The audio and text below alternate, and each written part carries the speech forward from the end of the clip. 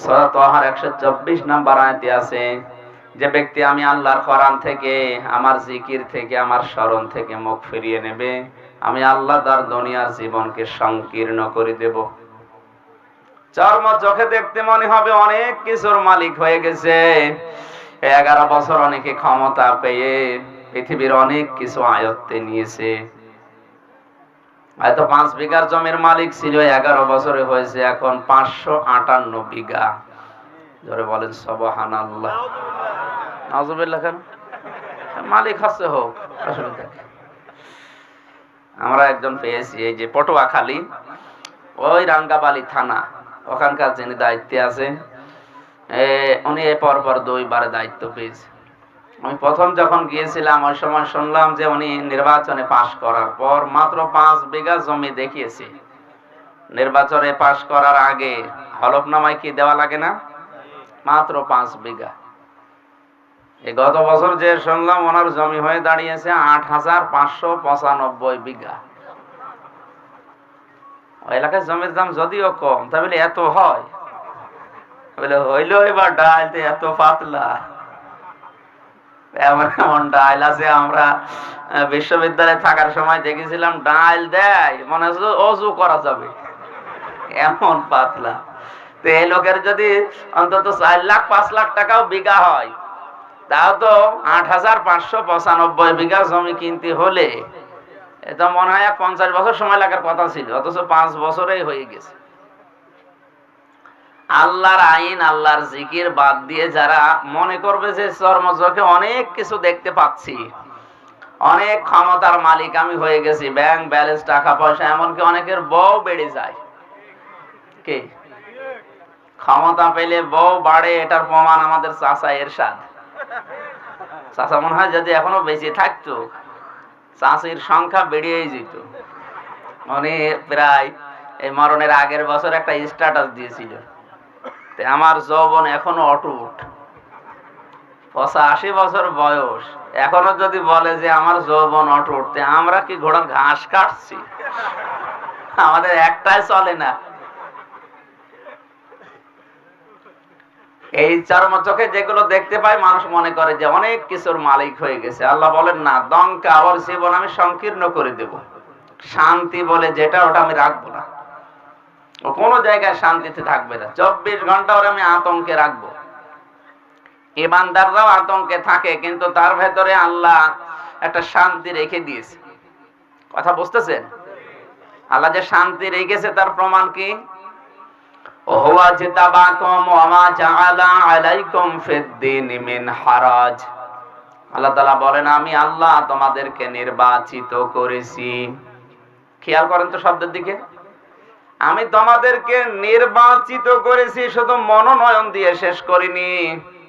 হয়তো 10 জন নির্বাচনে দাঁড়ায়, নির্বাচিত হয় কয়জন?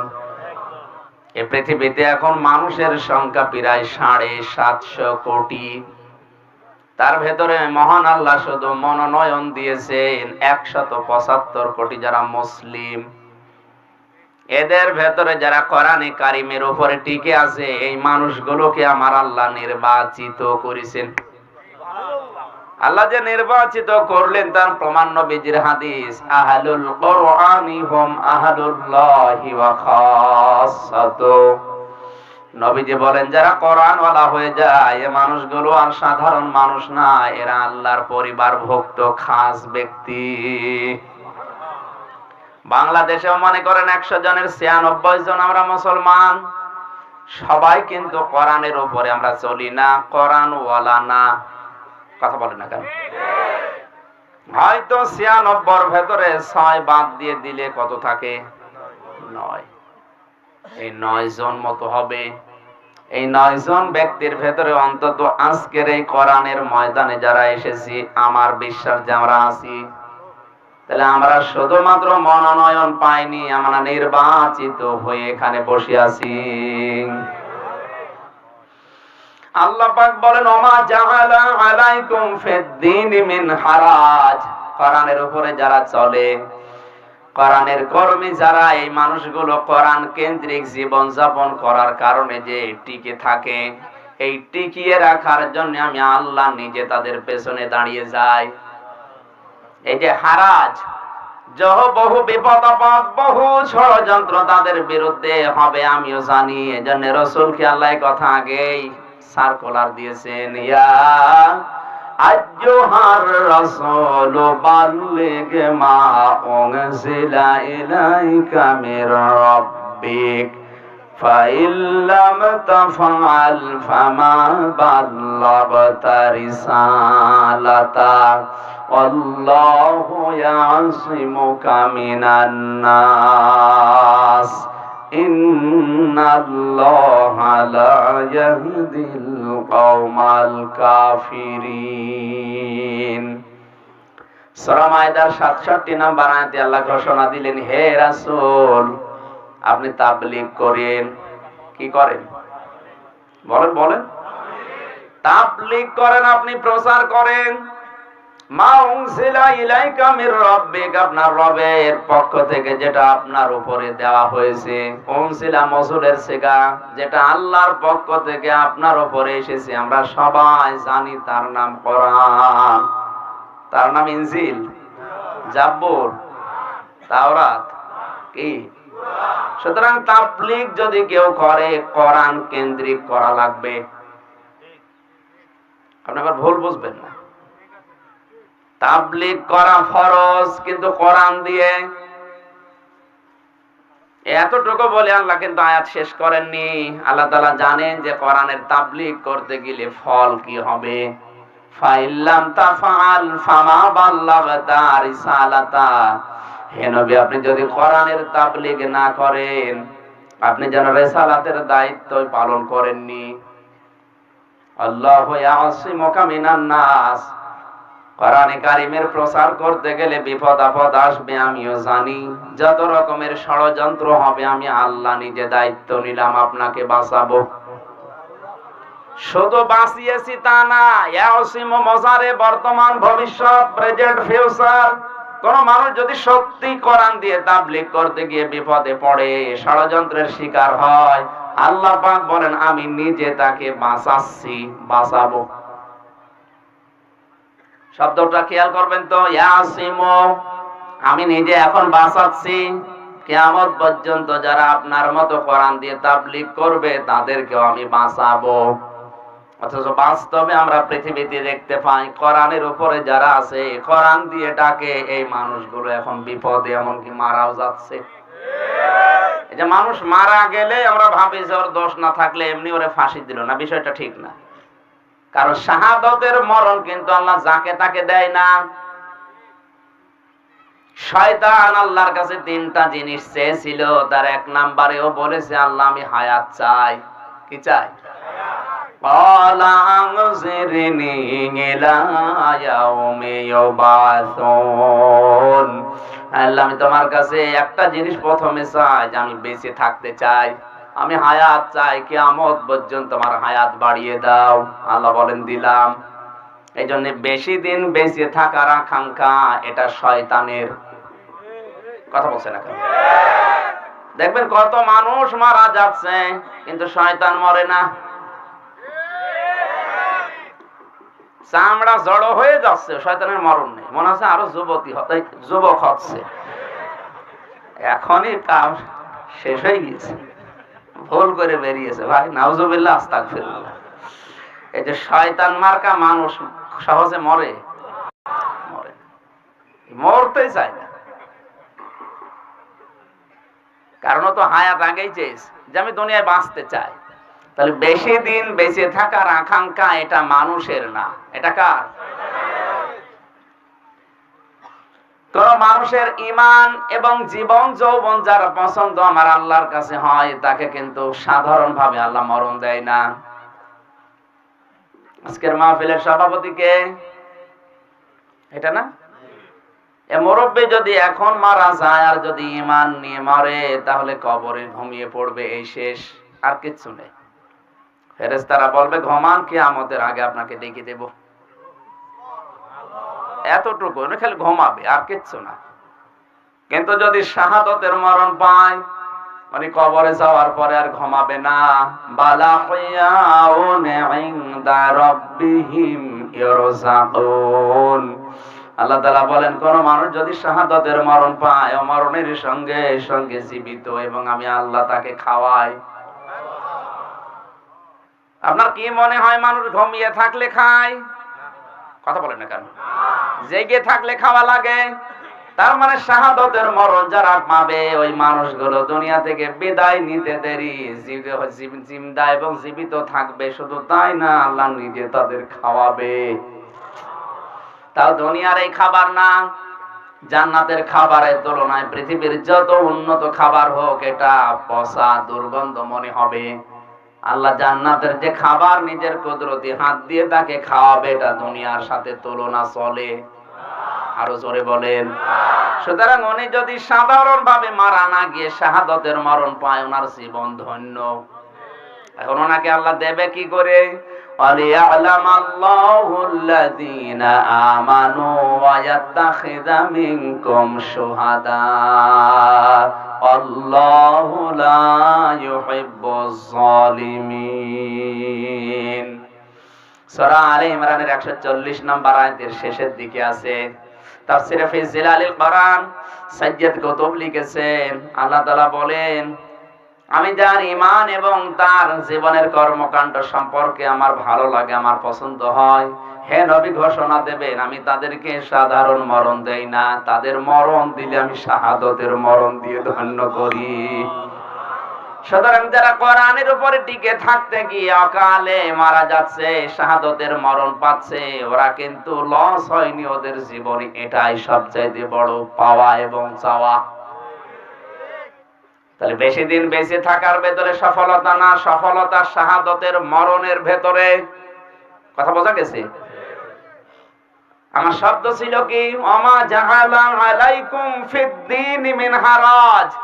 দিনের উপরে টিকে থাকতে গিয়ে যে ষড়যন্ত্র, যে মুসিবত, অমাকারু মাকারাং কুব্বারা, এত বড় বড় বিশাল বিশাল ষড়যন্ত্র তাদের ভেতরে, তাদের বিরুদ্ধে হবে।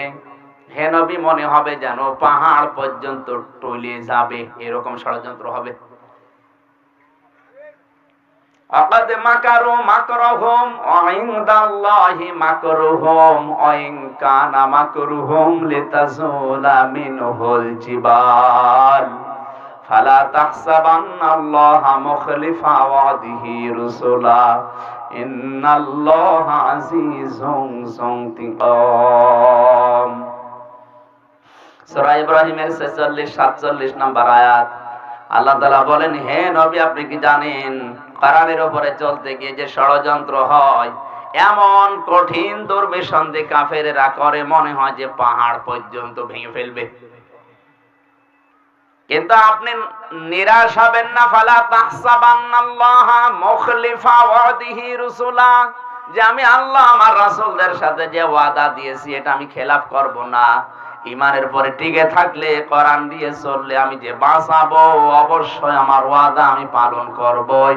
ইন্নাল্লাহা আজিজুন যুনতিকাম, অবশ্যই আমি আল্লাহ প্রতিশোধ গ্রহণে বড় অ্যাক্টিভ। আল্লাহ যদি প্রতিশোধ নিতে আরম্ভ করে, যে ষড়যন্ত্রের চাল দুনিয়া আজ মুসলমানদের বিরুদ্ধে পেতেছেন, এটা কিন্তু টিকবে না। আপনি যত ষড়যন্ত্র করবেন, ওইটা উল্টিয়ে আল্লাহ ইসলামের পক্ষে কাজে লাগিয়ে দেবে। এজন্য আমরা নিরাশ না, আমরা হতাশ না, আমাদের কোনো ভয়ও নেই, কোনো চিন্তাও নেই। ওয়ালা তাহিনু ওয়ালা তাহজানু ওয়া আনতুমুল আ'লাউনা ইন কুনতুম মুমিনিন। সূরা আলে ইমরান 138 নম্বর আয়াত। আল্লাহ বলেন, কোনো চিন্তা নেই, কোনো ভয় নেই, তোমরাই বিজয় হবে যদি মুমিন হতে পারো। কক্সবাজারবাসী বিজয় দেওয়ার একচ্ছত্র মালিকানা কার? জবান খুলে বলেন, কার? বিজয় দেওয়ার মালিক আল্লাহ, মুমিন হওয়ার মালিক অবশ্য আল্লাহ। মুমিন আল্লাহ হবে, আল্লাহ মুমিন হওয়ার দরকার।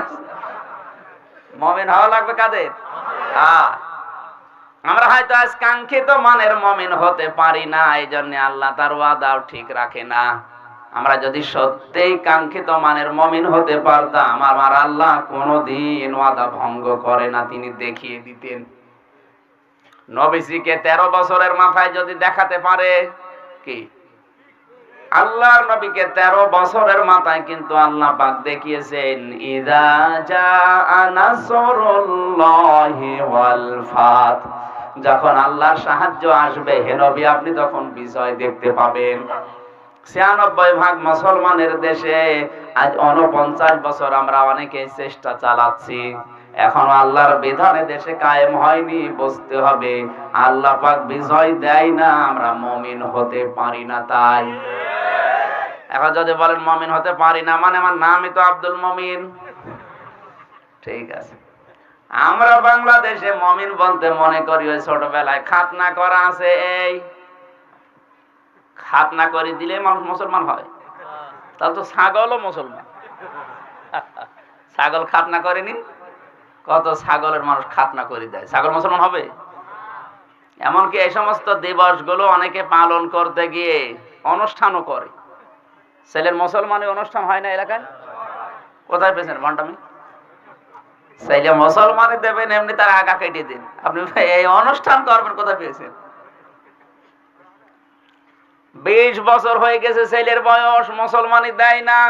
কি চাচা এত বয়স ছেলের, মুসলমানি দেন না? বলছে দেব কি করে, আমারও টাকা নেই ওরও টাকা নেই।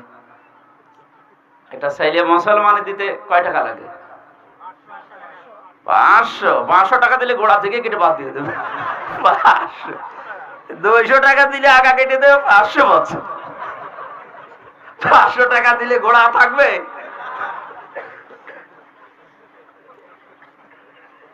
তার মানে এখন হাল খাতা করবে, সারা জীবন বিভিন্ন জায়গায় ওই যে খেয়েছে আর হাদিয়া দিয়েছে সেটা এখন তুলবে। শেষ পর্যন্ত এনজিও ব্যারাকের কাছ থেকে প্রায় 30,000 টাকা শোধ নিয়েছে। এলাকায় না শোধ নেই নাকি? প্রায় সারাদিন মাইকিং করছে, 20 বছরের তাগড়া ছেলে মুসলমানি। টাকা পয়সা তো কম ওঠে না, প্রায় 50,000 টাকা মতো কালেকশন। সকালবেলা চার দোকানে বসে গোপে হাসতেছে, কি চাষা এত খুশি। বাবাজি জানতাম না যে ব্যবসায় এত লাভ, মনে হচ্ছে মুসলমানি আমি আর একবার দিই। কি লাভ পেয়েছে, এর নাম মুসলমানি না। আমরা কাঙ্ক্ষিত মানের মুমিন এখনো হতে পারিনি। আমরা মুমিন হওয়ার জন্য যে শর্তগুলো আছে আমি পড়েছি, ইনশাআল্লাহ ওইদিকে যাব। আপনারা আছেন তো ময়দানে? কাঙ্ক্ষিত মানের মুমিন হতে পারেনি, এই জন্য আল্লাহ বিজয় এখনো দেয়নি। কিন্তু আমরা আশা ছাড়ি না, আমরা হতাশ না। কারণ ওমা জাআলা, জাআলার ফাইল সরাসরি আল্লাহ কর্তা। আল্লাহ বলে না আমি তোদেরকে কোরআনের উপরে চলতে গিয়ে যে ষড়যন্ত্র হয়, বিপদ আপদ আসে, এইটা থাকতে দেই না। যে কোনো কায়দায় ওটা আমি উল্টিয়ে দেই। আমি আয়াত দিয়ে বাংলাদেশের সাথে মিলিয়ে দেখেছি 100% এটা সত্য। কোরআনের উপরে চলতে গেছে মানুষগুলো আজ বিপদে আছে, যে ষড়যন্ত্রের শিকার, যে জাল বিছিয়েছে বাতিলরা। আল্লাহ যদি এই জাল ছিন্ন ভিন্ন করে না দিত, এ ময়দানে 1 সেকেন্ডও টিকে থাকা সম্ভব না। সুতরাং আমরা শুধু মনোনয়ন পেয়ে শেষ করিনি, আমরা নির্বাচিত। আমরা কি 300 এমপি নির্বাচিত হয় বাংলাদেশে, সবাইকে মন্ত্রিত্ব দেয়। এই না, এখানে কথা বলা যাবে না ভাই, মোবাইল বন্ধ করেন, এখানে বসেন, বসে পড়েন ভাই। মাত্র 17 থেকে 18 জন মনে করেন মন্ত্রণালয়ের দায়িত্ব পায়, মন্ত্রী হয়। এমপি কয়জন বলেন না কেন? 300-র ভেতরে মাত্র 17 জন মন্ত্রী, তাদের চেয়ারের দাম নেই। তাদের গাড়িতে যে বাংলাদেশের লাল পতাকা, লাল সবুজের, ওটা অন্য এমপিরা টাঙাতে পারবে না। টাঙালে আরো মামলা হবে। কি বুঝলেন এখান থেকে? এদেশে তো কত মানুষ মনোনয়ন চেয়েছিল দলীয় ভাবে, সবাইকে দেয়নি, মাত্র 300-কে দিয়েছে। 300-র ভেতরে পাশ করেছে যারা, সবাইকে মন্ত্রী বানায়নি, বানিয়েছে মনে করেন মাত্র 17 জন। তার মানে এই মানুষগুলো প্রধানমন্ত্রীর কাছে একেবারে নিকটে। কথা বলেন না কেন? 750 কোটি মানুষ এখন দুনিয়ায়, এর ভেতরে মাত্র 175 কোটি আমরা মনোনয়ন পেয়েছি। এর ভেতরে মনে করেন এলাকায় লক্ষ লক্ষ মানুষের ভেতরে এই 5,000 মানুষকে আল্লাহ নির্বাচিত করে মন্ত্রিত্ব দিয়েছে। এই জন্য খুশি হয়ে বলেন তো আলহামদুলিল্লাহ। আর যে মানুষগুলো কোরআনের বাইরে আছে ওদের জীবনে যদি আপনি আয় উন্নতি দেখেন যে অনেক কিছুর মালিক হয়ে যাচ্ছে, আল্লাহ বলেন ভুয়া, এগুলো ধোঁকা। জীবন আমি সংকীর্ণ করে দেই, একদিক থেকে আসবে 5 দিক থেকে চলে যাওয়ার রাস্তা বের করে দেব।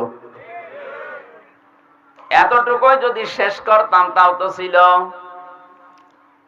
অনাহশুরুহু ইয়াউমাল কিয়ামাতি আমা, কিয়ামতের দিন ওকে যখন আমি তুলবো তখন ওর চোখ থাকবে না। আফসোস করে বলবে ক্বালা রাব্বি লিমা হাশারতানি আ'মা, কেন আমাকে অন্ধ করলে? ধমক দিবেন আল্লাহ, চোখ। ক্বালা কাযালিকা আতাতকা আয়াতুনা ফানাসিতাহা ওয়া কাযালিকাল ইয়াউমা তুনসা। এইভাবে করে তোর সামনে আমার আয়াতগুলো নবীদের মাধ্যমে, রাসূলদের মাধ্যমে, নায়েবে রাসূলের মাধ্যমে প্রকাশ করেছিলাম। আমার আয়াত শোনার পরে যেভাবে ভুলেছিলি, কিয়ামতের কঠিন ময়দানে আমি আল্লাহ তোকে আজকে ভুলে গেলাম। তুই যে আমার বান্দা ছিলি, তুই যে আমার বান্দি ছিলি, কোনদিন আমার এই কুদরতের জবানে আমি তোকে আর ডাক দেব না। যা। কক্সবাজারবাসী যারা বসে আছেন, কিয়ামতের দিন আল্লাহ যদি আপনার ব্যাপারে সিদ্ধান্ত নেয়, বলেন তো কেমন লাগবে? আফসোস ওই সময় না, আফসোস এখন করা দরকার। ওই আফসোস তৈরি করার জন্য ওয়াজ মাহফিল দেয়, তাফসীর মাহফিল দেয়, মিলাদ মাহফিল দেয়, যাই বলেন এগুলো কিন্তু ওই আফসোসটা তৈরি করার জন্য। আজকের এই ময়দান থেকে ওরকম কিছু যেন নিয়ে যেতে পারি, আল্লাহ তৌফিক দেন। জোরে বলেন আমিন। দরুদ আর সালাম পাঠ করছি মুহাম্মদ রাসূলুল্লাহ সাল্লাল্লাহু আলাইহি ওয়াসাল্লামের উপরে। ওয়ালা সাউফা ইউতিকা রাব্বুকা ফাতারদা, যাকে আমার আল্লাহ এমন কিছু দেবেন যে তিনি খুশি না হয়ে পারবেন না। কথা মনে হয় বোঝেননি। ওয়ালা সাউফা ইউতিকা রাব্বুকা ফাতারদা, হে নবী অতি শীঘ্রই আপনার রব আপনাকে এমন কিছু দেবেন যা পেয়ে আপনি খুশি না হয়ে পারবেন না। কি দেবেন? এই পৃথিবীতে কম বেশি প্রত্যেকটা নবীকে একটা দোয়া কবুল করার চান্স আল্লাহ দিয়েছিলেন। প্রতিটি নবী বিপদে পড়েছে আর ওই দোয়াটা করে ফেলেছে। কিন্তু মুহাম্মদ রাসূলুল্লাহ এত বড় বড় বিপদ ভার কাম করেছেন, কিন্তু ওই দোয়াটা করেননি। তিনি বলেন আমি আমার উম্মতের জন্য রেখে দিয়েছি, কিয়ামতের দিন আমি নিজে আমি বলবো তামান্না আমার বিবি, আমার ম্যাডামকে বলবো তামান্না আমি তোমারে চিনি না। তামান্নাও বলবে মুফতি সাহেব আমিও তোমারে চিনি না। এমনকি নিজের সন্তান পর্যন্ত এসে বলবে কে আপনাকে আমি চিনি না। সাধারণ মানুষের বিষয় এটা না, নবীরা পর্যন্ত নিজের মা বাবাকে অস্বীকার করবে। ইব্রাহিম নবী আলাইহিস সালামের মতো এত বড় পাওয়ারফুল নবী বলবে আল্লাহ আমার বাবা আজর, এ আমার দরকার নেই, তুমি ওনার ব্যাপারে যা ভালো লাগে করো, তুমি আমাকে বাঁচাও। ঈসা নবীর মতো এত বড় পাওয়ারফুল নবী যাকে রূহুল্লাহ বলা হয়, তিনি বলবেন আল্লাহ তুমি আমার মা মরিয়মের ব্যাপারে যা ভালো লাগে করো, ও মায়ের কথা আমি বলবো না, তুমি আমাকে বাঁচাও।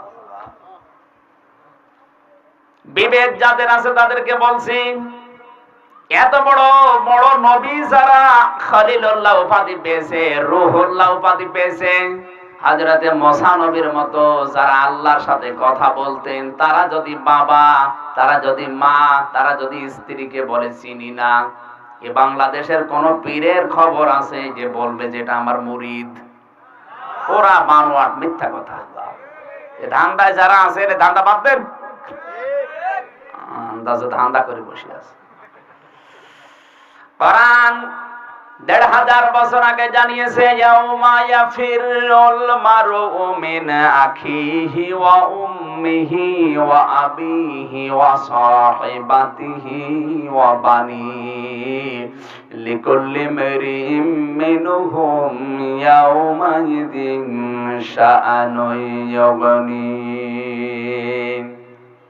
সূরা আবাসার ভেতরে আল্লাহ তথ্য দিয়েছেন সেই দিন সর্বপ্রথম মানুষ পালাবে তার ভাইয়ের কাছ থেকে। কার কাছে? বলেন বলেন। ভাইয়ের নাম আগে দিলেন কেন? পৃথিবীতে তো ভাইয়ের চাইতে আরো আপন আছে, মা আছে, বাবা আছে, স্ত্রী আছে। ওই সমস্ত মানুষের নাম না দিয়ে আল্লাহ ভাইয়ের নাম প্রথমে দিলেন, ইয়াউমা ইয়াফিরুল মারউ মিন আখি। ভাইয়ের নাম আগে দেওয়ার কারণ কি? মুফাসসিরিন ইকরাম লিখেছেন, পৃথিবীতে মানুষে মনে করে যে বিপদে পড়লে, মুসিবতে পড়লে, নিজে অন্যায় করে আসার পরও ভাইয়ের কাছে ছুটে আসলে ভাই জানে যে আমার ভাই অন্যায় করেছে, এরপরও ভাইয়ের পক্ষ নিয়ে কথা বলে। কথা বুঝতেছেন? আপনি নিজে অন্যায় করে ভাইয়ের কাছে আসবে, হ্যাঁ বাবার কাছে গেলে মার খাবেন, মায়ের কাছে গেলে বকা শুনবেন, আর বর কাছে গেলে তো বাড়ি উঠতেও দিতে চাইবে না। তো ভাইয়ের কাছে গেলে বলবে ঠিক আছে আমি আছি। আল্লাহ বোঝাতে চেয়েছেন, বান্দা দুনিয়ায় বিপদে পড়লে তুমি মনে করো তোমার ভাই তোমার দোষ আছে, এরপরও তোমার পক্ষ নেবে, কিয়ামতেও মনে হয় তোমার কাছে এভাবে আসবে না। আমি আগেই সার্টিফিকেট দিয়ে জানালাম ও আগে পালাবে। কেমন করে পালাবে? ইয়াফিরু শব্দের শাব্দিক অর্থ হচ্ছে কাপড় তুলে দৌড় দেওয়া। আল্লাহু আকবার। এই যে সাপে তাড়া দিলে মানুষ কি করে দৌড়ায়, এই দৌড়ের নাম হচ্ছে ইয়াফিরু, মানে মাজা তুলে দৌড় দেওয়া। আমাদের কুষ্টিয়াতে বলে খেচ্ছে দৌড়। এইভাবে মানুষ পালাবে তার ভাই থেকে, এরপরে মা থেকে, বাবা থেকে, স্ত্রী থেকে, সন্তান থেকে, বন্ধু বান্ধব থেকে। একটু খেয়াল করেন, প্রথমে আল্লাহ ভাইয়ের নাম, মায়ের নাম, বাবার নাম, স্ত্রীর নাম, সন্তানের নাম, বন্ধুর নাম, এরপরে অন্য কেউ, পরপর 6 জনের নাম আছে। আমার তো মনে হয় পৃথিবীতে বিপদে পড়লে এই 6 জনের আগে কেউ আসার কথা। বলেন বলেন, এরা যদি আগে পালাইতে আর কে আসতে পারে? আপনার পীরের কোনো খবর আছে? ওর সাথে তো আপনার রক্তের কোনো সম্পর্কই নেই। আমার যতটুকু বিশ্বাস ও আগে পালাবে, ওরকম কি পরিচয়ও দেবে না যেটা আমার মুরিদ ছিল, বলবেন না আমি ধরা খাবো। কাবা শরীফ যখন মানুষ তাওয়াফ করে আমি দেখেছি, ষষ্ঠ চক্কর দেওয়ার সময় কাবা ঘরের সামনে নিয়ে একটা দোয়া পড়ে, আল্লাহুম্মা ইন্না আলাইয়া হুকুকান কাসীরান ফিমা বাইনি ওয়া বাইনিকা ইলা আখিরি। কথা বলা হচ্ছে কাবার সামনে নিয়ে, কাবার মালিক আমি তোমার গোলাম, তুমি আমার মালিক, আমাদের 2 জনের ভেতরে অনেকগুলো দেনা পাওনা আছে, আমি বান্দা হিসাবে তোমার মতো মালিকের কাছে অনেক কিছু পাবো গোলাম হিসাবে।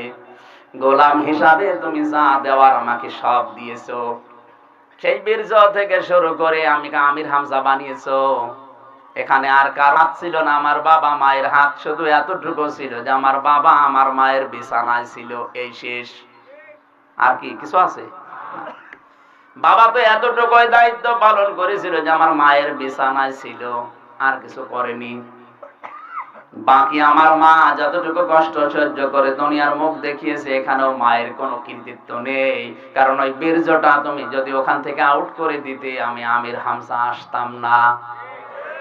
40,000 এই যে বাবার স্ফলিঙ্গ দিয়ে দ্রুত গতিতে যে পানিটা বের হয়ে যায়, ফালিয়াম শরীল ইনসানু মিম্মা খুলিক খুলিক মিম্মা দাফিক। এই দাফিক শব্দের ব্যাখ্যা করতে গিয়ে মুফাসসির লিখেছেন, বাবার এই নাপাক পানিটা বীর্য আকারে যখন বের হয়ে মায়ের রেহেমের ভেতরে জমা হয়, কমপক্ষে 40,000 সন্তান এক ফোঁটা বীর্যের ভেতরে থাকে। এরা পাল্লা দিতে থাকে, পাল্লা দিতে দিতে অনেককে ওভারটেক করে, যে আগে যে মায়ের রেহেম জরায়ু স্পর্শ করে তাকে কবুল করা হয়, বাকিগুলো অনেকে মারা যায়, পড়ে যায়, শেষ হয়ে যায়। এই যে দায়িত্বগুলো পালন করাচ্ছে আমার বাবা, আর কোনো দায়িত্ব পালন করে না, করাচ্ছে আমার মাও না। কে? বলেন বলেন। আল্লাহ যদি ওখানে আমাকে হারিয়ে দিত, শেষ করে দিত, পেছনে ফেলে দিত, অন্তত এই দুনিয়ায় আর আসতাম না, আমি শেষ হয়ে যেতাম। 40,000-এর ভেতরে হয়তো আল্লাহ কাউকে 1টা দেয়, 2টা দেয়, 3টা দেয়, 5টা দেয়, 7টা দেয়। এই পৃথিবীতে একজনের 13টা পর্যন্ত সন্তান হয়েছে। এই জায়গা থেকে শুরু করে 40 দিনের পরে 40 দিন, আরো 40 দিন, যখন দিন যেতে থাকে এখানে যে দায়িত্বটা আমার আল্লাহ শুধু নিজে পালন করেন। সুম্মা খালাকনান নুতফাতা আলাকাতান ফাখালাকনাল আলাকাতা মুদগাতান ফাখালাকনাল মুদগাতা ইযামা লাহমা। আল্লাহ পাক বলেন নুতফাকে আমি 40 দিন রাখি, এরপরে ওটা আমি আলাক বানাই, এরপরে ওটাকে আমি মুদগা বানাই। নুতফা হওয়ার জন্য শর্ত 5টা, আলাক হওয়ার জন্য শর্ত 2টা, আর মুদগা হওয়ার জন্য শর্ত 3টা। আমি উল্টা দিক থেকে যাচ্ছি। মায়ের রেহেমের ভেতরে যে মুদগা তৈরি হয় এটার জন্য বিজ্ঞান জানিয়েছে 3টা শর্ত যদি থাকে সেটা মুদগা বলা হয়। 1 নম্বরে ওর ভেতরে চর্বি থাকবে, 2 নম্বরে ওর ভেতরে রক্ত থাকবে, 3 নম্বরে দড়া কাটা ভাব দেখা যাবে। এদিকে তাকান ভাই। দ্বিতীয় নম্বরে যেটা আছে, এখান থেকে একটা তথ্য আমি দিতে পারতাম, যেহেতু এটা সেমিনার না, এখানে সবাই তো আর আইএ বিএ পাশ করা লোক নাকি না, গ্রাম্য মানুষ আছে, আপনি বুঝবেন না ওই তথ্য। বিজ্ঞানের সূত্র যাদের জানা আছে ওদের ওরকম সেমিনার হলে আমি বলতাম, দে ময়দানি বললে দেখা যাচ্ছে আবার উল্টো বুঝবে না, কি বললো আর কি সমস্যা করবে। শিক্ষিত মানুষদের ওই সমস্ত জায়গা হলে আমি ওই তথ্য দেবো ইনশাআল্লাহ। এখন যেটা বোঝাতে চাচ্ছি, মুদগা হওয়ার জন্য শর্ত ছিল 3টা, আর আলাক শব্দের শাব্দিক অর্থ হচ্ছে জ্বলন্ত। আলাক মানে, কিন্তু এখানে যারা আলেম, পুরাতন আলেম আছে, মুরব্বী আলেমদেরকে জিজ্ঞাসা করবেন আলাক মানে কিন্তু জ্বলন্ত বলতে পারবে না, কারণ ওনারা আলাক মানে জ্বলন্ত পড়ে নাই, ওনারা পড়েছে আলাক মানে যোগ। আলাক মানে মাটির নির্যাস অথবা রক্তপিণ্ড, এরকম বিভিন্ন অর্থ হয়তো পড়েছে। আলাক মানে যোগ, এটা যারা কম্পিউটার জানে, মায়ের রেহেমের ভেতরে 240 পরে দেখা যায় যে ঝুলি আছে, বাবার এই বীর্যটা মায়ের রেহেমের সাথে এই যে নাপাক পানি আছে মিশ্রণ করার পরে আল্লাহ 8টা জিনিস ওখান থেকে বানিয়ে দেয়। চুল, রগ, হাড় আর পর্দা, রক্ত, গোশত, চর্বি আর চামড়া। 4 8টা জিনিস যখন এক হয় তখন ঝুলিয়ে থাকে চোখের মতো। কতদিন? 40 দিন। বলেন বলেন বলেন। এভাবে 40 করতে করতে যখন 6 মাস হয়ে যায় তখন ওকে দুনিয়ায় বের করার মতো একটা পজিশন এসে দাঁড়ায়। ওর শরীরের ভেতরে আল্লাহ চামড়া দেয়, এক এক জায়গার চামড়া এক এক রকম বানায়। কমপক্ষে 282 রকম চামড়া এই শরীরের ভেতরে আল্লাহ লাগায়। যদি এক রকমই চামড়া দিত তাহলে আপনি দুনিয়ায় এসে সহ্য করতে পারতেন না। পায়ের উপরের চামড়া একরকম, নিচের চামড়া আর এক রকম। পায়ের উপরে যে চামড়া আছে ওটা যদি নিচে দিত একদিনও হাঁটতে পারতেন না, ফোসকা পড়ে যেত। কথা বলেন না কেন? মাথার উপরের চামড়া একরকম, এই যে কপালের চামড়া আর এক রকম। পৃথিবীতে শুধু 2টা চামড়ার মিল আছে। লজ্জা স্থান যেখানে আল্লাহ বানিয়েছে পুরুষ এবং নারীদের, এই যে 2টা চামড়ার মিল আছে, এই জন্য ঘর্ষণ লাগলে মানুষের যৌন শক্তি বেড়ে যায়। আমি ওদিকে যাচ্ছি না, আমি যে তথ্যটা দেওয়ার জন্য পর্যন্ত এসেছিলাম, আমার আল্লাহ যা কাজ করছে মায়ের পেট থেকে শুরু করে আমির হামজা পর্যন্ত, একটাও কিন্তু বাবারও কোনো ক্ষমতা নেই, মায়েরও নেই। হ্যাঁ, ওনারা কষ্ট করেছে। বাবা আমার মায়ের বিছানায় ছিল, এই কষ্টটা তিনি করেছেন। আর মায়ের কষ্ট 6 মাস পর্যন্ত কমপক্ষে মায়ের পেটে রাখতে হয় সন্তান। কয় মাস? আর আমরা জানি কত? 10 মাস 10 দিন। বিজ্ঞান জানাচ্ছে সর্বনিম্ন 6 মাস পেটে রাখাই লাগবে। 6 মাসের আগে যদি কোনো সন্তান দুনিয়ায় আসে ওটা বৈধ সন্তান না, ওটা অন্য কেউ দিয়েছে। ওটা যে অন্য কেউ দিয়েছে, আপনি কি ঠিক বললেন? আন্দাজে কোন বললেন না, এটাও ঠিক আছে, আমি বলছি কোথায় পেয়েছেন। এবার যারা আলেম আছে তাদেরকে বলছি ভালো করে মিলাবেন। এখান থেকে একটা নতুন তথ্য আপনাদেরকে আমি দিতে চাই। বিশেষ করে ফ্রান্স যে নবীকে গালি দিচ্ছে, ওদের সাথে তাল মিলিয়ে আজও যারা আলেমদের বিপক্ষে মিছিল করছে তাদের কথা এবার আসবে। আয়াতটা হচ্ছে সূরা আহকাফ 26 নাম্বার পারা 2 নাম্বার পৃষ্ঠা 10 নাম্বার লাইনের 15 নম্বর আয়াতের মাঝের অংশে আছে হামালাতুহু উম্মুহু করহা ওয়া ওয়াদাআতুহু করহা ওয়া হামলুহু ওয়া ফিসালুহু 30 শাহরা। আলেম নেই এখানে? আপনাকে বলছি, আপনি হুজুর না, হুজুরের বেশ ধরে আছে। আমার পাশে বসতে হলে একটু লেখাপড়া জানা লাগবে, একেবারে যদি সে রওশনের সাথের মতো কিছু জানে না, ওইভাবে সমস্যা বোঝানো, একটু আলেম হলে ভালো হয়। এখানে যে শব্দটা হামালাতুহু উম্মুহু, তোমার মা তোমাকে বহন করেছে, করহা ওয়া ওয়াদাআতুহু করহা, কষ্টের পরে কষ্ট সহ্য করে। এ পর্যন্ত বুঝেছেন? এরপরে কি? ওয়া হামলুহু ওয়া ফিসালুহু, দুই জায়গায় ওয়া আছে। সে তোমাকে বহন করেছে, দুধ পান করিয়েছে, সালাসুনা শাহরা, 30 মাস। কয় মাস? আলেম জিজ্ঞাসা করেন তো, সন্তান দুধ পান করাতে হয় 2 বছর, 2 বছরে 30 মাস হয়, কয় মাস? এই যে 24 মাস দুধ দিতে হয়, এটা আছে কোথায়? সূরা বাকারার 233 নাম্বার আয়াতের প্রথম অংশে আছে ওয়াল ওয়ালিদাতু ইরদি'না আওলাদাহুন্না হাওলাইনি কামিলাইনি লিমান আরাদা আইয়ুতিম্মার রাদাআ। যে হাওলাইনি কামিলাইনি, এই পৃথিবীর মায়েদেরকে আমি আদেশ দিলাম সন্তানকে স্তন দেওয়া লাগবে 2 বছর। কত? 2 বছর। এখানে কয় মাস? না না, সালাসুনা শাহরা মানে 30 মাস।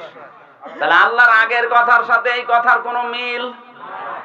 তাহলে উনিও আমাদের মতোই না, মানে মিলছে না তো। বাকারার সাথে সূরা আহকাফের আয়াতের মিল নেই, অথচ সূরা নিসার 82 নাম্বার আয়াতে আল্লাহ জানিয়েছেন আলাউ কানা মিন ইনদি গায়রিল্লাহি লাওয়াজাদু ফীহি ইখতিলাফান কাসীরা। হে নবী, মানুষকে জানিয়ে দেন আমি যে কোরআন নাযিল করেছি এর এক আয়াতের সাথে আর এক আয়াতের কোনো বৈপরীত্য পাবেন না। অথচ আমরা পেলাম। তাহলে সমাধান কি? বিজ্ঞান এই 2টা আয়াত নিয়ে গবেষণা চালিয়েছে। মাঝখানে যেটা ওয়া আছে, কি আছে? ওয়া হামলুহু ওয়া ফিসালুহু, তোমাকে বহন করা এবং তোমাকে দুধ পান করানো। আমার মনে হচ্ছে যদি এই ওয়াটা আল্লাহ না দিত, কত হারামি আছে দুনিয়ায় কোরআনের ভুল ধরত। এমনি ভুল ধরে, কি সূক্ষ্ম। ওয়া হামলুহু ওয়া ফিসালুহু, তোর মা তোকে বহন করেছে এবং দুধ পান করিয়েছে। তাহলে বহন করা, দুধ পান করানো সব মিলে 30 মাস। আগে জানলাম দুধ খাওয়ানো লাগে 2 মাস, 2 মাসে 2 বছর, 2 বছরে 30-এর ভেতরে 24 বাদ গেলে এই যে 6 মাস তোমাকে বহন করাই লাগবে। 6 মাসের আগে যদি তোমার মা তোমাকে জন্ম দেয়, বোঝা লাগবে তোমার বাবার থেকে তুমি আসনি এসেছো অন্য কোনো বাবা থেকে। পৃথিবীর ইতিহাস এবার আপনি ঘাটেন। আমরা জানি দুনিয়াতে এখন 228টা রাষ্ট্র আছে।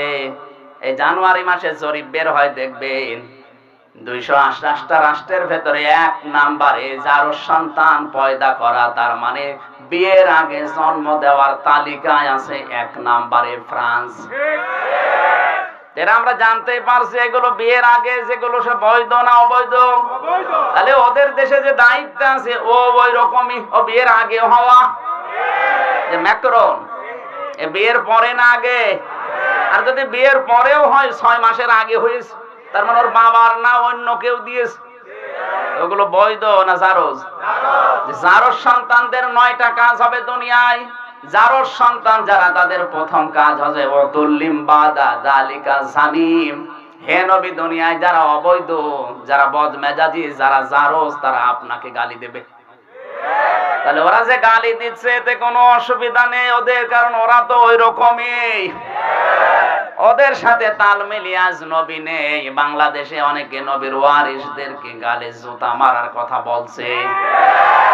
এই আয়াত অনুযায়ী ও হামলুহু ওয়া ফিসালুহু, আমার যতটুকু ধারণা এই আয়াত অনুযায়ী আজ যারা বাংলার জমিনে আলেমদেরকে গালে জুতা মারার কথা বলে এরাও অত নিছেন, আমার দরকার নেই, একটু ভালো শব্দ বলেন। কে বুঝলেন এখান থেকে বলেন তো? আমি কিন্তু ওই যে শব্দ থেকে এসেছিলাম, আমার আল্লাহ পাক আমাকে যা দিয়েছেন এই জায়গায় অন্য কারো হাত নেই। কেউ হাত দিতে চাইলেও পারবে না। কি পারবে? কারণ দুইটা জায়গায় মানুষের হাতের স্পর্শ লাগে না। একটা হচ্ছে মায়ের রেহেম যেখানে সন্তান থাকে, আর 2 নম্বরে লাউহে মাহফুজ। এই আয়াতের আগের আয়াতে ওইটা ছিল সুম্মা জাআলনাহু নুতফাতান ফি করারিন মাকিন। এই যে মাকিন, মাকিন মানে কি? মাকনুন, মাকিন শব্দের শাব্দিক অর্থ হচ্ছে হাতের স্পর্শ ছাড়া। আমরা সবাই জানি হাতের স্পর্শ দুইটা জায়গায় লাগে না। একটা মায়ের রেহেম জরায়ু যেখানে সন্তান থাকে, দ্বিতীয় নম্বর হচ্ছে যেখানে কোরআন আছে লাউহে মাহফুজ। না ঠিক আছে, আমি পর্যন্ত থাক। কাবা শরীফকে সামনে নিয়ে আমি বলেছিলাম, আল্লাহ আমি তোমার গোলাম বান্দা, আমি তোমার কাছে যা পাবো তুমি কিন্তু আমাকে সবই দিয়ে দিয়েছো। বীর্য থেকে শুরু করে আমির হামজা বানিয়েছো, ছেলে দিয়েছো, মেয়ে দিয়েছো, বউ দিয়েছো, টাকা পয়সা, সম্মান, খ্যাতি, ক্ষমতা সব তুমি আমাকে দিয়েছো। কিন্তু তুমি আমার মালিক, আমি তোমার গোলাম দাস, আমারও তো কিছু দায়িত্ব তোমার উপরে আছে। আমি একটাও অধিকার তোমার আদায় করতে পারিনি। তুমি সব আমাকে দিলে গোলাম হিসাবে, আমি তো কিছুই তোমাকে দিতে পারিনি। তবে একটা লাইন আমার খোলা আছে, আমি তোমার গোলাম হিসাবে বলছি কাবা শরীফ সামনে নিয়ে, আল্লাহ তুমি আমাকে মাফ করে দাও। এটাই আমার রাস্তা, তাছাড়া কোনো রাস্তা নেই।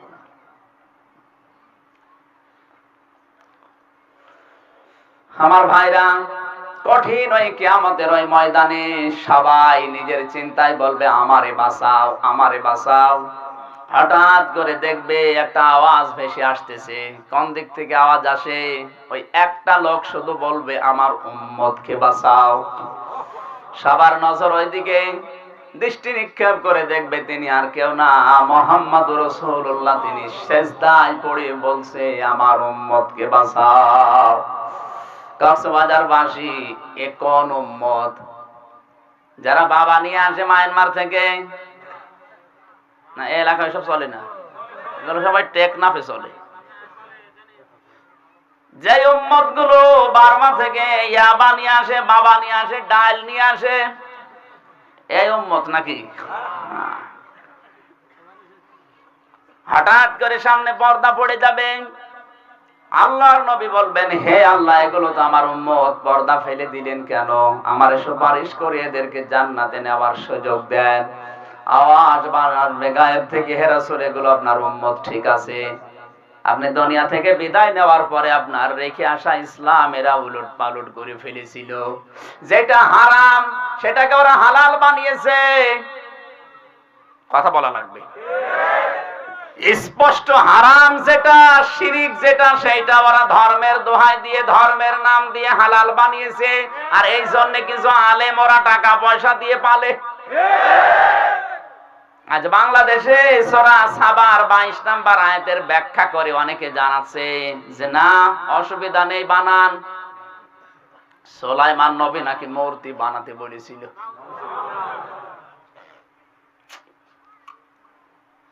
এই জন্য আমি আজকে আসার সময় দেখছিলাম আলেম 3 প্রকার। কয় প্রকার? 3 প্রকার। প্রথম নম্বরে আলেম হচ্ছে ওলামায়ে দাওলা, রাষ্ট্রীয় আলেম। রাষ্ট্র ওদেরকে টাকা পয়সা দিয়ে পেলে পুষে মানুষ করে, রাষ্ট্রের দরকার হলে ওদেরকে নাম দিয়ে ব্যবহার করে। এগুলো ওদের নামের আগেও দেখা যায় হাফেজ, মাওলানা লেখা। সাধারণ মানুষ মনে করে এও তো হুজুর, নামের আগে মাওলানা, সুতরাং এ যা বলছে একেবারে মিথ্যা না। দ্বিতীয় নাম্বার নবীজি বলেন উলামায়ে উম্মত। উলামায়ে উম্মত মানে উম্মত যেদিকে চলে, যেদিকে যায়, যেদিকে ঘোরে ওই দিকে রায় দেয়। আমি এরকম 7টা পেয়েছি, তার একটা বলছি, বলবো। বিশেষ করে বাংলাদেশের সিস্টেম হচ্ছে মানুষ মারা গেলে খানা হয় না, এলাকায় নেই? বাবা মা মারা গেলে, ভাই বোন মারা গেলে অনেকে খানা করে 3 দিন 7 দিন 5 দিন 10 দিন 40 দিন 1 বছর পরেও করে। আমি যতটুকু কোরআন হাদিস পড়েছি, একটা মানুষ যদি মারা যায় আর মৃত ব্যক্তির পক্ষ থেকে যদি আপনি কিছু করেন, ওইটা হয় সাদাকা। ওটা কি? সাদাকা। সাদকার মাল খাওয়া যায় হচ্ছে এতিম আর মিসকিনদের। আপনি যে বাবা মারা গেলে 5000 লোক দাওয়াত দিলেন যে খাওয়াবেন, এটা কিন্তু সাদকা। আর এটা তো 5000ই সব এতিম। এনাকে দাওয়াত দিয়েছেন, ইনি এতিম না? আপনার মা বাবা আছে? তো বুড়ো এতিম। সুতরাং ইনি খাওয়া যায়, ইনি বুড়ো এতিম না? মা বাপ নেই। এখন যদি বলি দাদা আমার বাবা মারা গেছে, এই যে 1000 টাকা দিলাম সাদকার টাকা, আপনি নেন, নেবে? বলে আমি সাদকা খাবো। দেলাওয়ার ভাই কেউ যদি বলি আমার বাবা মারা গেছে, 2000 টাকা দিলাম সাদকার টাকা, নেবে? নেবে না। কেন? কারণ উনি সাদকা খাওয়ার উপযুক্ত না। আরো নিজের মান সম্মানে বাঁধবে, বলবে কি আমি সাদকা খাবো, আর আমারে মারতে যাবে। অথচ 3000 টাকা দিয়ে যদি আমি বাজার করে 2 জনকে দাওয়াত দেই, কি খাবে না? খাবে, মানে পায়জামা ঢিল করে খাবে। জিনিস তো একই, আগেরটা টাকা, পরেরটা খাবার। আমি তো দিচ্ছি আমার মৃত বাবার পক্ষ থেকে, মরা মানুষের পক্ষ থেকে দিলে কি হয়? তাহলে এই দেশে যে এই নিয়ম নীতি চালু করে আছে অনেক আলেম, নাকি বেশি বললাম? এগুলো ওলামায়ে উম্মত। উম্মত যেদিকে আছে, বাবা শাহজালাল সব হালাল। 3 নাম্বারটা বলছি, 3 নাম্বার পেয়েছি আমি ওলামায়ে মিল্লাত। ওলামায়ে মিল্লাত মানে ধর্মের আলেম। কে খুশি হবে, নারাজ হবে, বেজার হবে ওদিকে না, কোরআন হাদিসে যা আছে সে নাক কান বুঝে বলবে।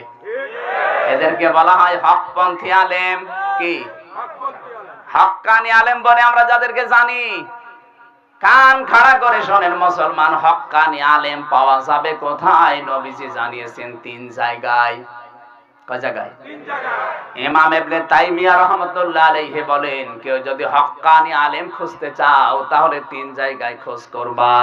1 নম্বরে মাটির নিচে, তার মানে কবরে। কবরে পাওয়া যাবে হক্কানি আলেম, পাওয়া যাবে।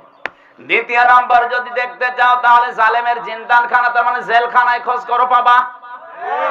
পৃথিবীর যত বড় বড় হক্কানি আলেম সবগুলো জালেমের জেলখানায় অধিকাংশ মারা গেছে।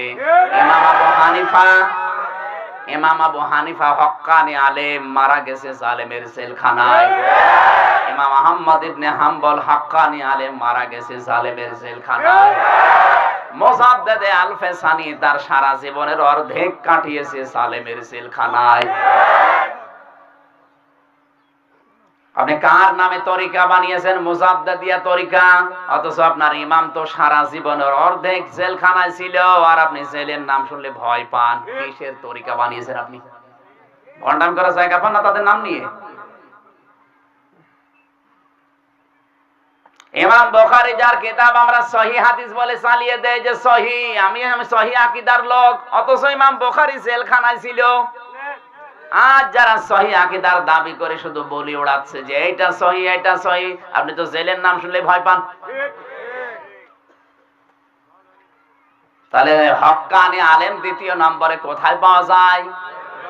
জালেমের জেলখানায়। 3 নম্বরে যদি খোঁজ করতে যাও তাহলে খোঁজ করে দেখবা জিহাদের ময়দানে হক্কানি আলেম পাওয়া যাবে।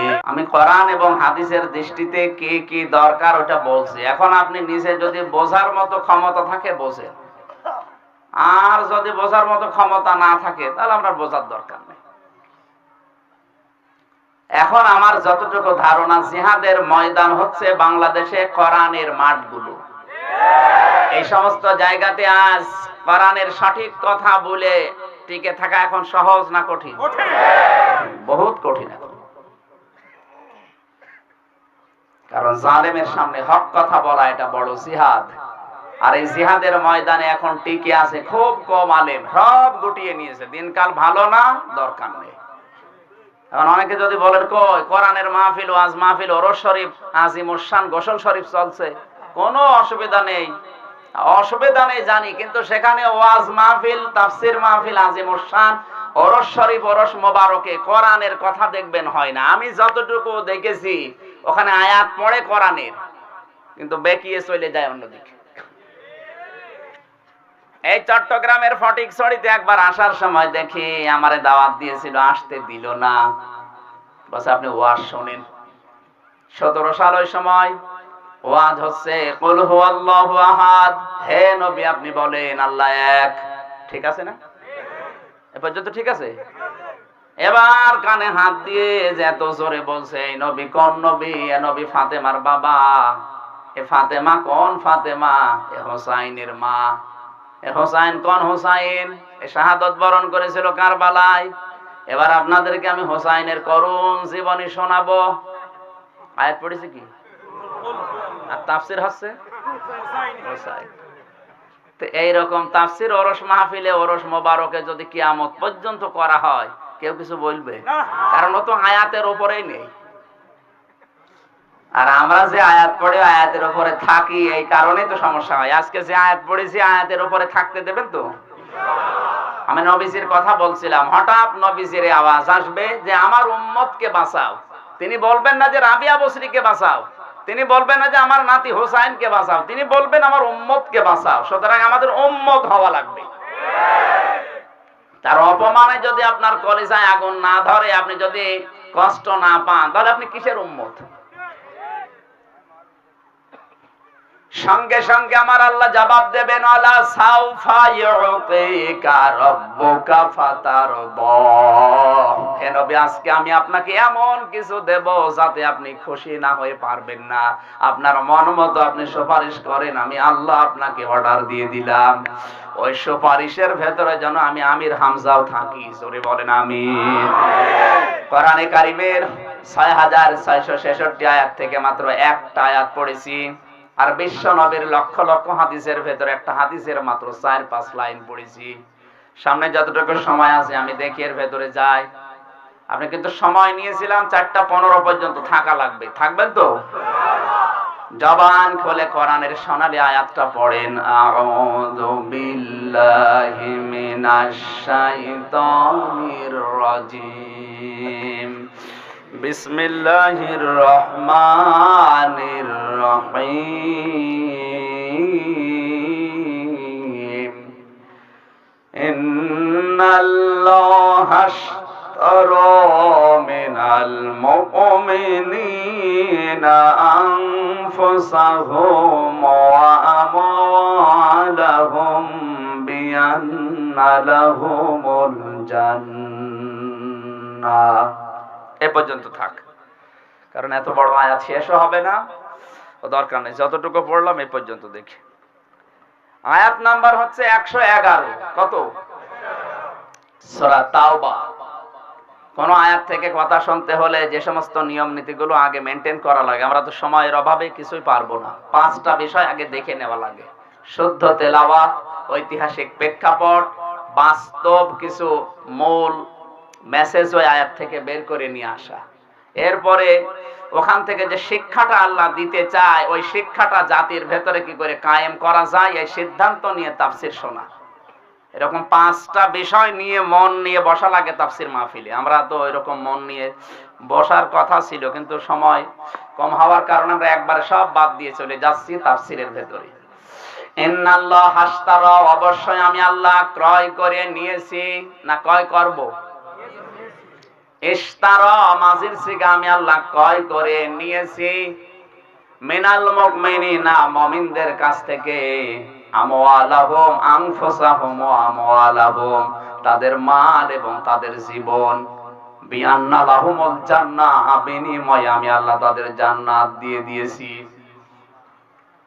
এবার আসেন তো আমরা ভেতরে যাই। এখানে ক্রেতাকে জবাব দেওয়া লাগবে। ক্রেতাকে?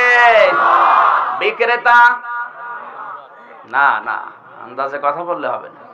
আমরা না, আমরা বললে সমস্যা আছে। এখানে আল্লাহ জানিয়েছেন মিনাল মুমিনিনা, আমি আল্লাহ কিনতে চাই মুমিনদের কাছ থেকে। এখন আপনি মুমিন কিনা এটা আগে জানেন। সাহাবীর কাছে সাহাবী প্রশ্ন করলেন, হে নবী, আমি যে মুমিন, আমি টের পাবো কি করে আমার ঈমান আছে? ঈমান থাকলে তাকে কি বলে? এক কথা বলেন কে? হ্যাঁ, আমি যে মুমিন আমি টের পাবো কি করে? নবীজি বলেন, ইদা সাররাতকা হাসানাতুকা ওয়া সাতকা সাজ্জিয়াতুকা ফান্তা মুমিন।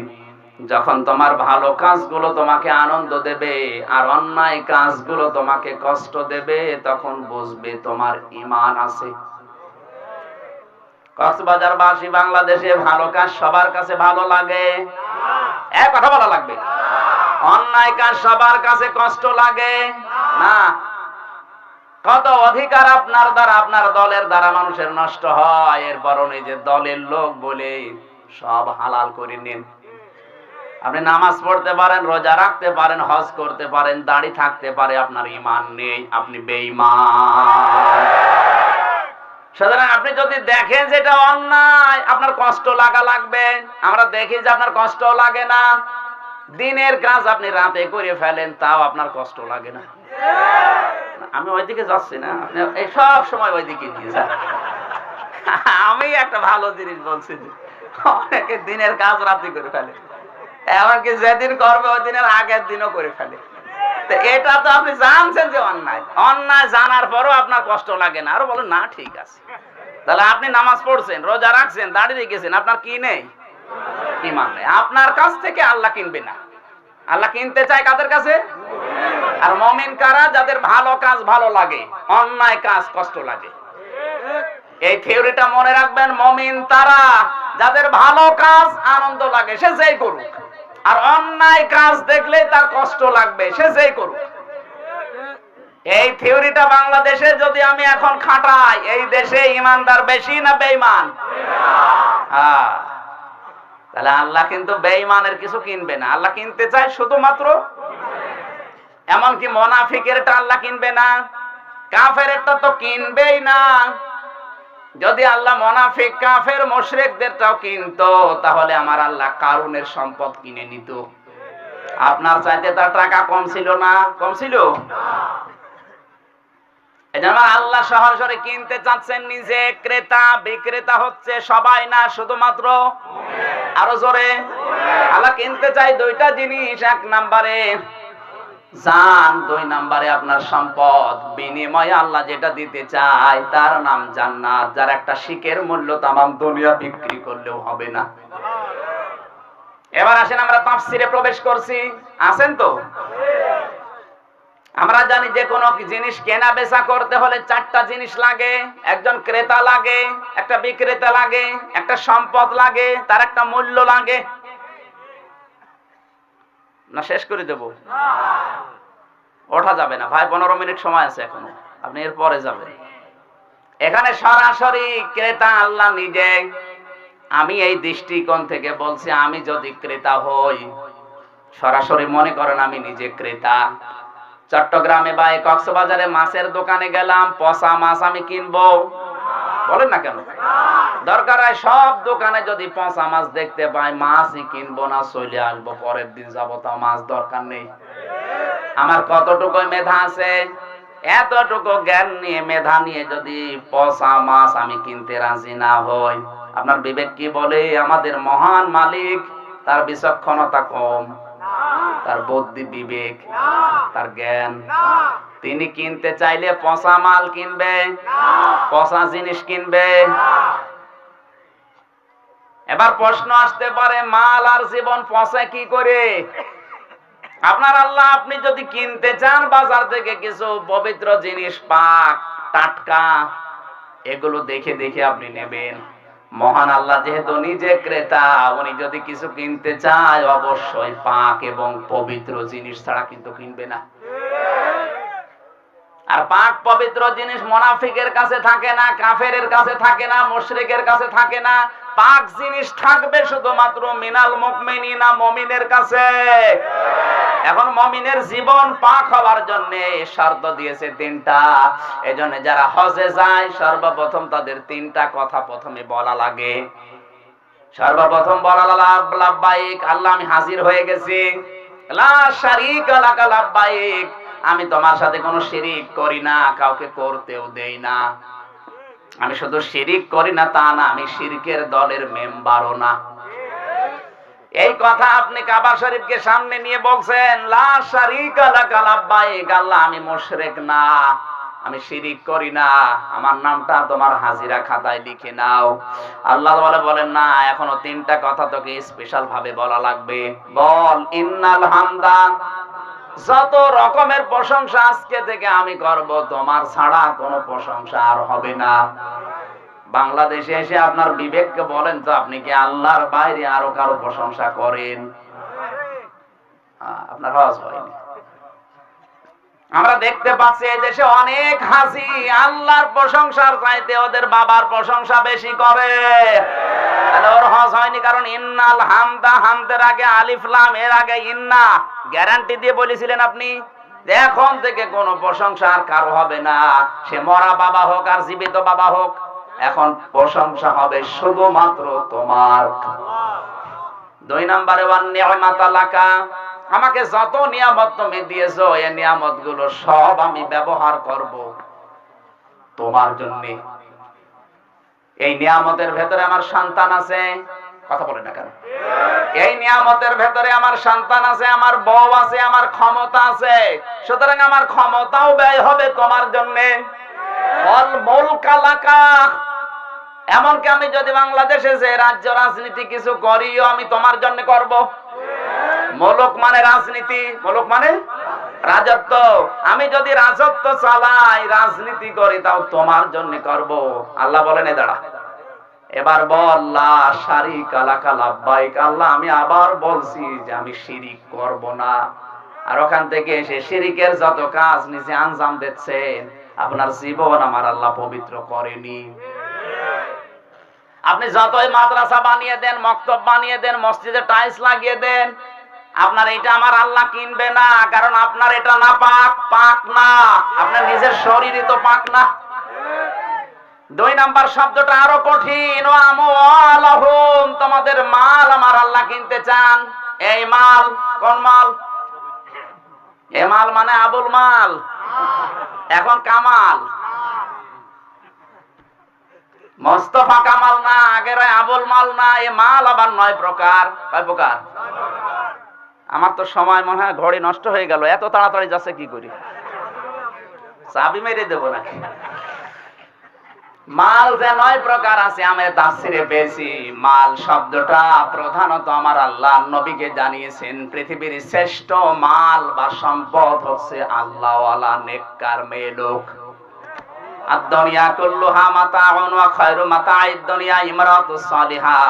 নবীজি বলেন, পৃথিবীতে যা কিছু আছে সবই মাল, সবই সম্পদ, এর ভিতরে উত্তম সম্পদ হচ্ছে আল্লাহওয়ালা নেককার মেয়ে লোক। এখন আল্লাহওয়ালা নেককার মেয়ে মানুষ কারা? যারা বোরকা পরে থাকে, যারা 5 ওয়াক্ত নামাজ পড়ে, যারা রোজা রাখে। 4টা গুণ আছে আল্লাহওয়ালা মেয়ে লোক হওয়ার জন্য। সম্মানিতা মা বোন যারা বিভিন্ন জায়গায় বসে আছেন, এবার আপনাকে বলছি, তিরমিজি শরীফের হাদিস, আল্লাহর নবী বলেন, কোন মহিলা যদি আল্লাহওয়ালা হতে চায়, নেককার হতে চায়, জান্নাতের 8টা দরজায় যদি ওর জন্য খুলে রাখা হয়, তাহলে 4টা গুণ তার ভেতরে থাকবে। 1 নম্বরে, স্বামী যদি তার দিকে তাকায়, সে স্বামীকে আনন্দ দেবে, সে যেভাবে হোক। স্বামী যখনই বাইরে থেকে এসে আপনার দিকে তাকাবে, এমন একটা ঢং করবেন, এমন একটা কাজ কারবার দেখাবেন, হাব ভাব দেবেন, এমন কিছু দেখাবেন যেন স্বামী আপনাকে দেখে খুশি হয়। এরকম বউ আছে কার? হাত তোলেন তো। আপনার শুধু একজন, ঠিক আছে, তাও তো একজন পাওয়া গেল, আলহামদুলিল্লাহ। 2 জন। যারা হাত তুলছে সবই মানে সে বয়স্ক ভাতা ওয়াজিব হয়ে গেছে, ও মুরব্বি মানুষ, ওরে দেখি হাসলে কি আর না হাসলে।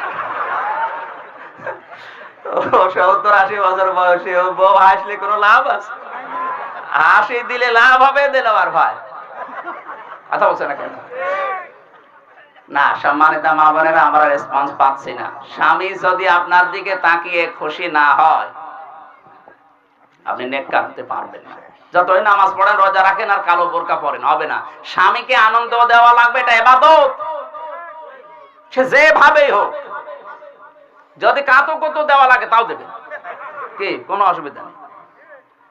আপনার দাঁত দেখে যদি স্বামী হাসি দেয়, যে কয়টা দাঁত আপনার দেখা যাবে ওই কয়টা নফল হজের সওয়াব হবে।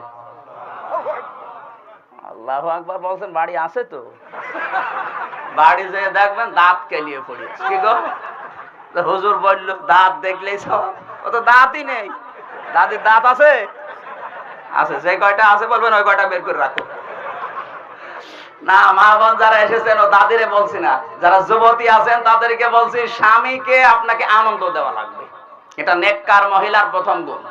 দ্বিতীয় নম্বর, স্বামী যেটা পছন্দ করে ওইটা স্ত্রী পছন্দ করবে। কথা বলেন না কেন? স্বামী যদি পছন্দ করে যে হাতা কাটা ব্লাউজ গায়ে দিলে আপনারে ভালো লাগে, কোনো অসুবিধা নেই, স্বামীর খুশির জন্য আপনাকে তাই গায়ে দেওয়া লাগবে। কিন্তু এটা গায়ে দিয়ে দেওরের সামনে, দোলাভার সামনে না, এটা গায়ে দেওয়া লাগবে শুধুমাত্র স্বামীর জন্য। স্বামী যদি পছন্দ করে বিয়ের পরে আমার মা বাবা আমার সাথে থাকবে, তাহলে আপনাকে এটা পছন্দ করা লাগবে। কিন্তু অনেক বউ এটা পছন্দ করে না, বিয়ের পরেই শুধু স্বামীকে ফসলায় যে আলাদা হও। এই কথা বলে না কেন? না, আপনি নেককার হতে পারেননি। স্বামী যেটা পছন্দ করে যে বিয়ের পরে আমার মা আমার বাবা আমার সাথে থাকবে, আপনি পছন্দ করেন না মানে কিসের নামাজ পড়েন আপনি?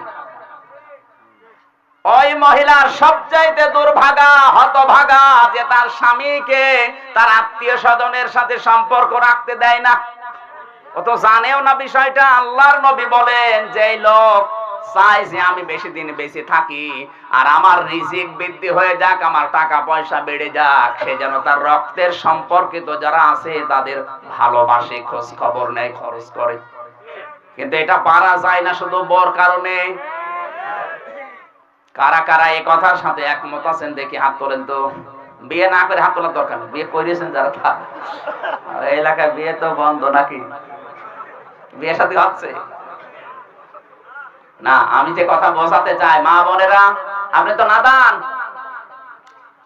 আপনি দুর্ভাগা, হতভাগা, আপনি আসলে পাগল। আপনার স্বামীর সম্পদ বাড়লে তো আপনারই ভালো, আপনার স্বামী বেঁচে দিন বেশি থাকলে আপনারই উপকার। আর নবীজি বললেন স্বামীর সম্পদ বেড়ে যাবে, ও বেঁচে থাকবে বেশি দিন, ওর হায়াত বাড়বে, ওর কল্যাণ হবে।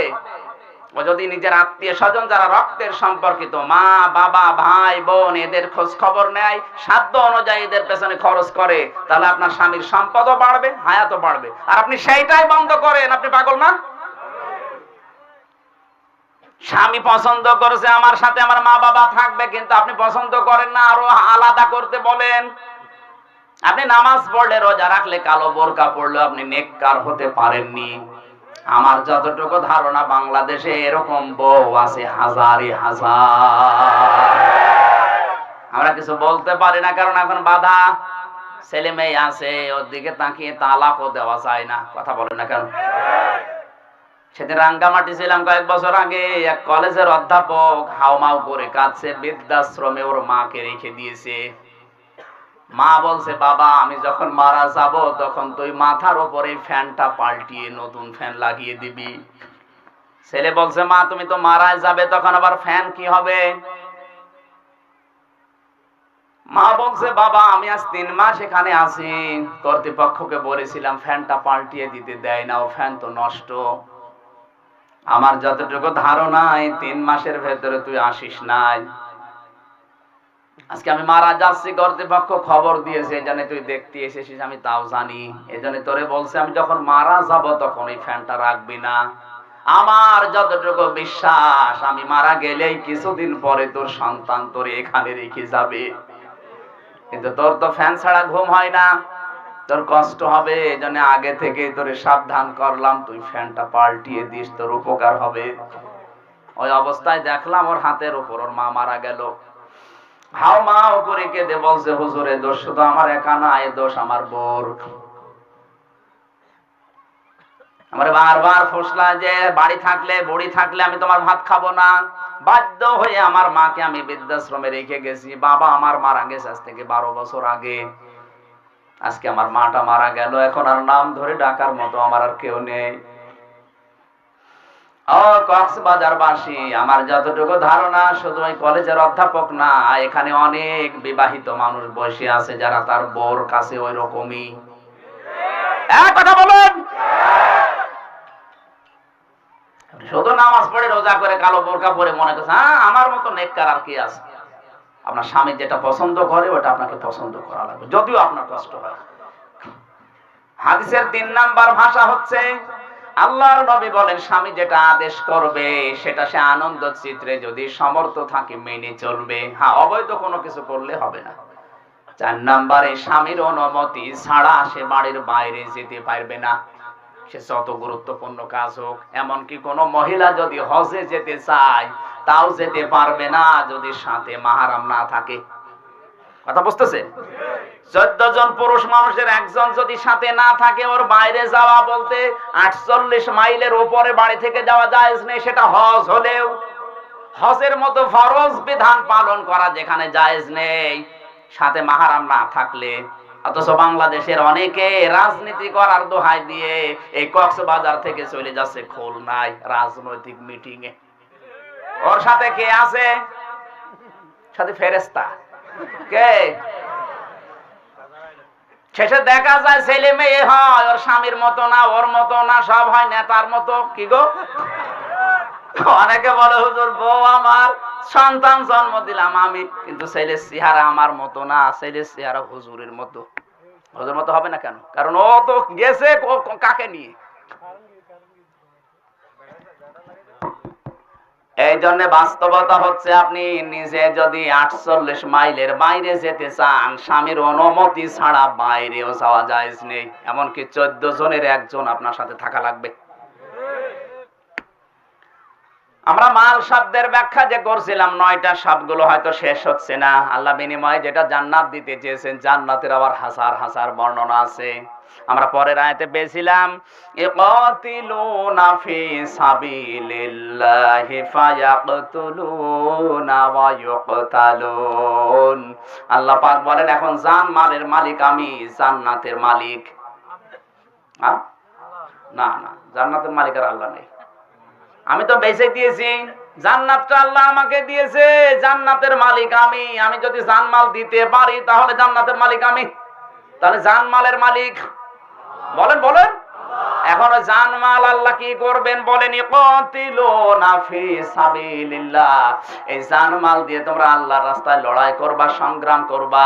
ফায়াকতুলুনা ওয়া ইকতালুন, মারবা এবং মরবা। মারবা মানে মারবা মানে হিন্দু পেলেই মেরে ফেলবেন না, খ্রিস্টান পেলেই মেরে ফেলবেন না। ওরা যে রাস্তায় ইসলামকে মারতে চায় ওই রাস্তাগুলো উল্টিয়ে ইসলামের পক্ষে কাজে লাগাও।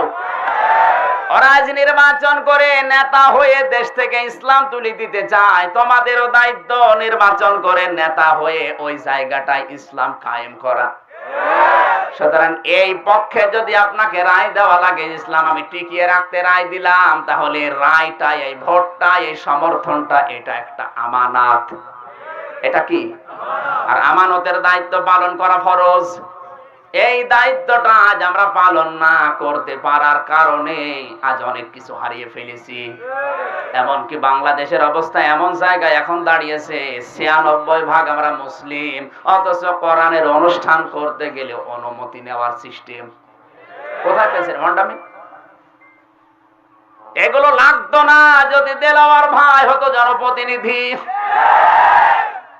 এমন মানুষ প্রতিনিধি বানিয়েছে, সে কোরআনের জ্ঞান নেই, হাদিসের জ্ঞান নেই, ও বাস্তবতা বোঝেও না যে কোরআনের পাওয়ার কি, ওজন কি জানে না। এজন্য নিজেও এই সিস্টেম চালু করে দিয়েছে। আল্লাহর কথা বলতে হলো তোমার এই সলিমুদ্দির কাছে অনুমতি নেওয়া লাগবে।